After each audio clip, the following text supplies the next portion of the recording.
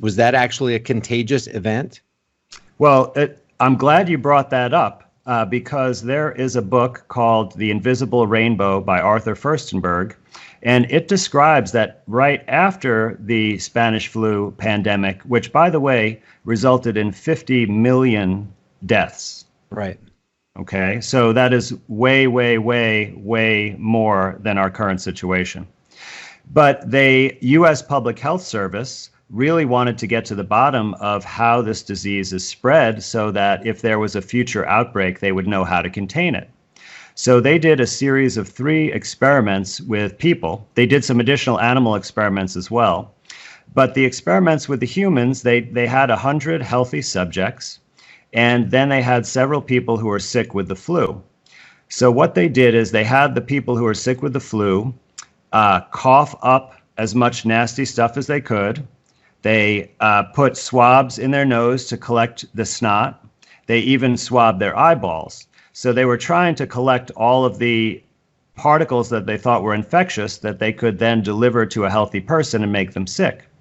So in the first experiment, what they did is they squirted these secretions into the nose, eyes, and throat of the healthy people. And out of those 100 healthy people, not one of them became ill with the flu. So they thought, well, we need to try harder, and they devised a second experiment. In the second experiment, they took the same secretions from the sick person who was coughing and sneezing and tearing, and they then injected that into the healthy subjects. And once again, none of the subjects became ill with the flu.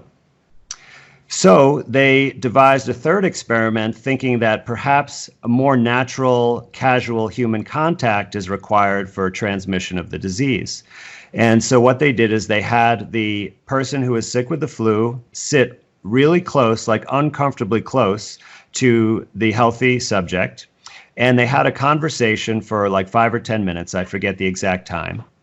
And then after that, they had the sick individual take a deep breath in and the healthy individual take a deep breath out.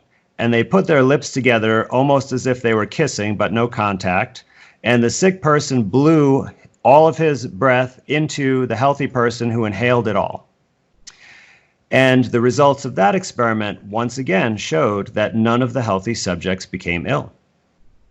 So I've tried very hard to find additional experiments where they tested this theory about contagion of infectious agents.